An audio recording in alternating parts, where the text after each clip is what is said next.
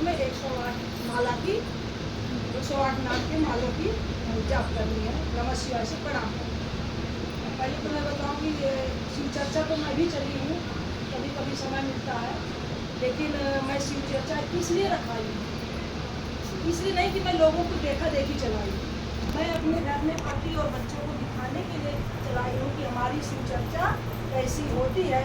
लेकिन फिर भी वो अपने कान में भी डाले वहीं वो लोग मरा देख देती ना। नहीं सुनेंगे भाई, अब महायुद्ध नहीं करना है, शांति का प्रतीक करना है जो हमारे महादेव जाती है। शिव चर्चा होती क्या है, आए सुने देखे समझे। और बेटे को जो सूत्र आता है हस्बैंड को याद नहीं है, लोगों को उसको भी एक बार सूत्र बुलाने के लिए बुलाइएगा। दूसरी बात, यहाँ अभिषेक की बात हो रही है। अभिषेक है क्या? अभिषेक मतलब महादेव को ही क्यों हमेशा रुद्राभिषेक किया जाता है? क्यों महादेव को किसी और देवी देवता का इतना अभिषेक नहीं होता जितना महादेव का अभिषेक होता है? महादेव जल से प्रसन्न रहते हैं, हर वक्त महादेव को कहते हैं जलाधार लगे रहे तो और अच्छी बात है, क्योंकि महादेव विष को धारण करते हैं और कितनी भी समस्त जो नकारात्मक ऊर्जाएं हमारी सृष्टि में उत्पन्न हुई है सबको सहते हैं। कोई और देवी देवता नहीं सहता, क्योंकि महादेव की रचाई हुई सृष्टि है, उन्हीं की बनाई हुई सृष्टि है। वही इसको उसका भक्षण भी कर सकते हैं, वही इसकी रक्षा भी कर सकते हैं, उन्हीं के सिवा क्योंकि उन्होंने सब कार्यभार सब देवी देवताओं को बांटा हुआ है। इसीलिए अभी प्रेम की बात हो रही थी, सहज प्रेम। सहज प्रेम में दिमाग की जरूरत नहीं है, बुद्धि लगाने की जरूरत नहीं है, इसमें पगला इंसान ही ज्यादा काफी है। जो सीधा साधा भोला भाला रहता है वही महादेव से प्रेम कर सकता है, वही परमात्मा से प्रेम कर सकता है। क्यों लोग कहते हैं भोला है, पगला है, लोग उसकी हंसी उड़ाते हैं। भक्ति की प्रथम पहचान यही है, जब भक्ति में आप लीन हो जाओगे ना तो आपको महादेव के सिवा कुछ नहीं दिखेगा। कौन क्या बोल रहा है किंतु परंतु, किसको अच्छा लग रहा है किसको बुरा लग रहा है, कुछ नहीं अच्छा लगेगा। आपको सिर्फ महादेव के प्रति प्यास रहेगी, उनके प्रति चाहत रहेगी, आप महादेव के प्यार में करते हैं, हर वक्त महादेव महादेव की रटन रहेगी कि जो मेरे महादेव को अच्छा लगता है वो मुझे भी अच्छा लगने लग जाएगा।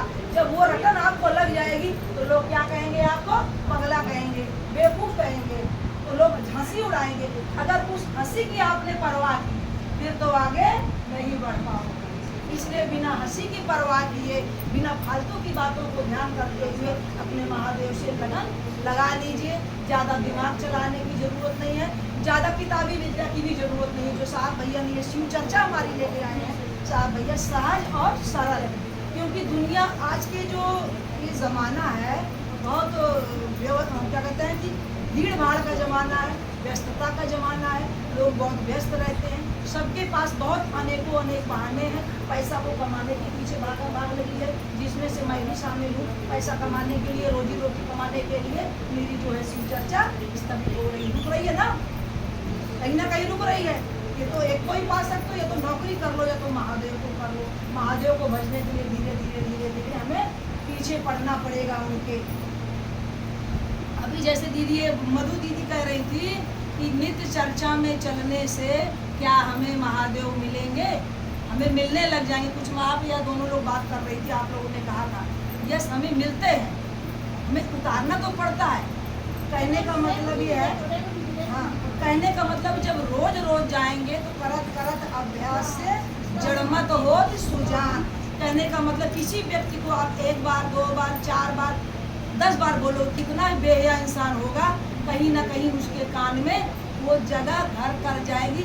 आखिर ये व्यक्ति बार बार उस बात को क्यों कर रहा है, कभी ना कभी उसके कानों में गूंजेगी। इसलिए हम लोग शिव का दूसरा सूत्र करते हैं, हम लोग क्या करते हैं, दूसरों को जगाने का कार्य करते हैं। इसलिए कहा गया कहत कहत न कहीं पर है, कहत जो मनहु विचार और सहत सहत बाढ़े भक्ति रहतन बुद्धि यार। हम गृहस्थ में रह करके जो बात हम कह ही नहीं पाते हैं, हम बिल्कुल बहुत बेवकूफ़ हैं, एकदम मूढ़ है, अज्ञानी है, लेकिन नित्य शिव चर्चा में चल रहे हैं तो लोगों की गुरु बहनों की 4 बातें सुन कर हमारे कान में पड़ेगी तो एक दिन हमें भी याद हो जाएगा।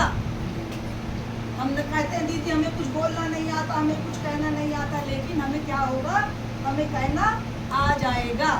इसलिए इसमें कह रहे हैं सहत सहत बाढ़े भक्ति ग्राहकन गुर हित डार। इसकी भी बात हुई थी कि हम गृहस्थ में रहते हैं, गृहस्थ की भक्ति सर्वोपरि। सुमन दीदी ने बात बताई है, गृहस्थ में जो हम रहते हैं तो हमें क्या है, गृहस्थ को परिवार बच्चा सबको देखते हुए अगर जो हम भक्ति करते हैं उसके बावजूद भी अगर हमारा मन विचलित नहीं होता है तो सच्ची भक्ति हमारी वही है।